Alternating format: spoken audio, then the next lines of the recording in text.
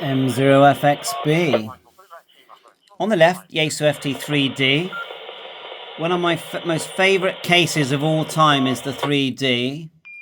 I've never liked the case of the 5D, although it does work well.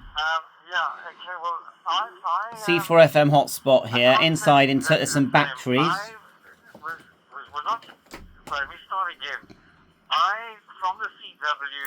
The batteries inside look like this. There's a couple of them.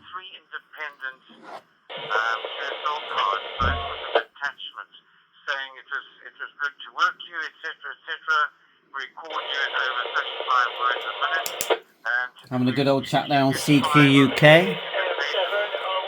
We got HubNet in, a couple of repeaters on there in the background. HubNet. That's linked by, one side is actually picking up from Street. You ever heard of Street in the UK? And then the other side on the left is actually HubNet on my node. And so the person that's talking actually sounds like they're in Australia. ZSIQU. So probably could be New Zealand. Let's just have a look. ZSIQU. I got a piece of paper with the alphabet written down with the various dots and dashes and so on and so forth. And I said, A is the DAR, and B is whatever, and so on. I went through. And when I came back... It's a lovely looking hotspot. It actually looks way better in real life. I'm trying to do it the other way around. IP address does appear, so I can log into it on my PC.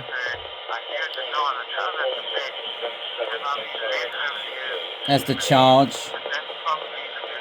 I actually converted it to Pi-Star. It wasn't originally Pi-Star. And then you can hear MB7 ISS in the background. That's in Street. I'm in Weston-super-Mare. So that's real radio, let's call it. HubNet is connected to a node in my room. If I disconnect and then reconnect, you'll hear it connect. It's connecting now. On the left, it's dual band radio. And it's just been added to Chirp. So Chirp now programs this radio, the MA1, and it's cross-band, this radio. I've added all the latest firmwares. So I just thought I'd show you, there's a lot of tinkering that goes on these days with ham radio operators. We do use real radio, an antenna on the roof or the car, and talk to our friends.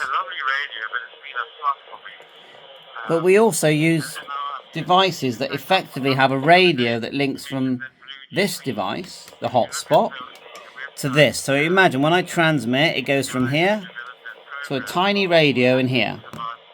And then a Raspberry Pi inside here, which is effectively a computer, connected via Wi-Fi, then links us to talk groups, rooms, C4FM rooms, D-Star rooms, reflectors, which are, running on computers, servers in other people's locations, where we all join and talk to each other. So this is how the hobby has gone. Of course, we've still got HF radio. Let me show you a fantastic little HF radio, which actually decodes FT8, and I can view this on my PC.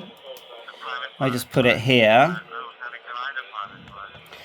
and if I've got an antenna connected to it, which I do have one here actually, just a long length of wire, and so this is called the zBitx. It's called the zBitx. It's just logging in, and because it connects, also there's a Raspberry Pi in it and a HDMI out, I can view this on a big screen. I can view it on my computer. I can view it on any browser. It does take, it's booting up at the moment.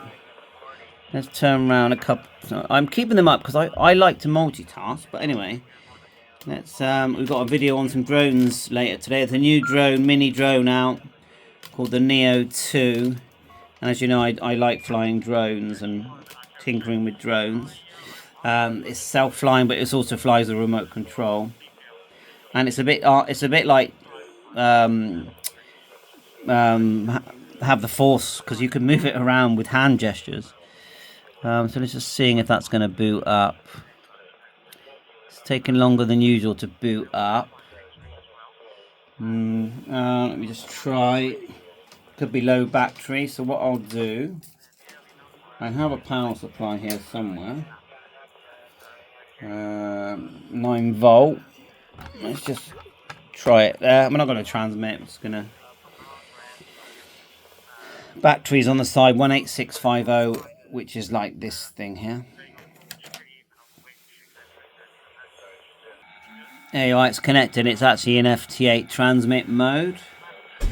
So in a minute, FT8 might populate here.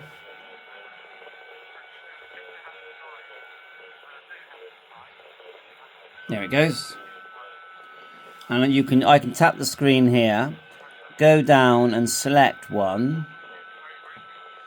Make sure you, and it will start. There it is. See that in the list? And if I press one, it will actually go into transmit. Hopefully,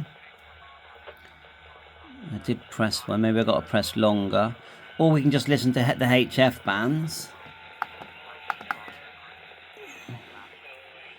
Oh, I know what it doesn't like to transmit when I've got the 9 volts selected, because it's too juicy for it to transmit. If that makes sense. Yeah, so yeah, let's made it reboot. So let's just we'll just see if we can listen to some HF. We'll switch mode just by tapping here to LSB, tap here, like so, get the volume up, see if anyone's about. Yeah, there is someone there. Let's turn this one down. And I know you think, well, it's a small screen, 3.5 inch. But I can view this. I'll just show you on my PC. Look, and we got audio as well. We can change the span here to the widest one I'm seeing is 25k. And there's all your different selections. And the funny thing is, I got this big TV here, right? Well, this has got HDMI out, and I can actually view the Raspberry Pi image, or look at the Raspberry Pi image on this using VNC, which is a way of viewing Raspberry Pi computers. Let me show you. So this is now, although it's the same Raspberry Pi, which is the Pi 02 in the zBitx, look, it's a full Raspberry Pi. And how cool is that? You can open a terminal, update the firmware, and go play games. Tools. If you want to enable VNC, go down to preferences, go across to Raspberry Pi.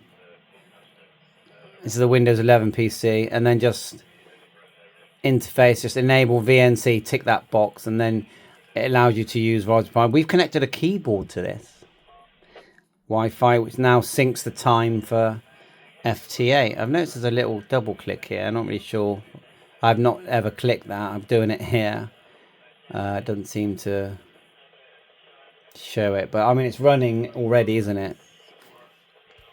So that's it, M0FXB Hamtech. Just want to show you how fun the hobby is, and there's so much you can do and tinker with, and you know, never think that buying extra gadgets, too many gadgets, there's the drone, is a waste of money. It's not. It's great fun. It enhances your hobby massively. Bye for now. 7-3.